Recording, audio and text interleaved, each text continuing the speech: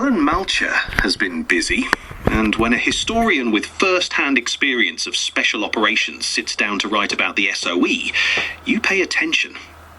This episode covers the announcement of two major books on the Special Operations Executive: the agents, the training, the operations, and what they actually achieved. Let's start with the books themselves. The SOE is one of those corners of the Second World War where the real history keeps outrunning the popular myth. And the question both books are pressing is whether the SOE's contribution has ever been properly credited. Volume 1 sets the scene directly.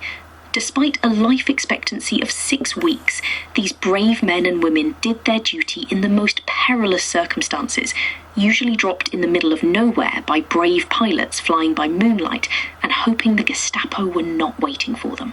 6 weeks. That is not a career, that is a posting. And yet the agents went anyway, which is precisely why the historical record matters. If the accounts are inaccurate, the sacrifice gets misrepresented too. That's the thread running through both volumes. Volume 1, SOE French section, Organisation, Training and Operations, 1940-43, covers the founding of the SOE, the French section's structure and the training regime, which included knife fighting, sabotage and explosives handling. The research draws on agent testimonies and senior staff officers at F Section's London headquarters, and it explicitly sets out to correct inaccuracies that earlier accounts introduced and later historians repeated.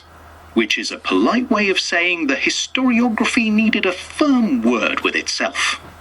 Volume 2, SOE and D-Day, Operations in Support of Overlord and the Liberation of France, 1944-45, picks up at the point where the SOE's work becomes directly tied to the invasion itself. The argument there is pointed.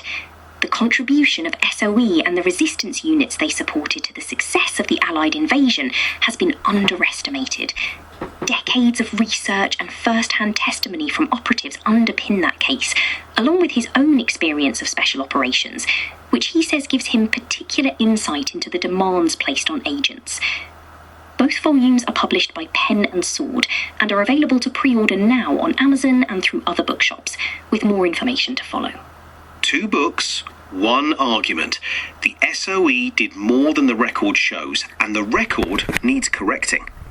The evidence is in the sources. More to come on this one.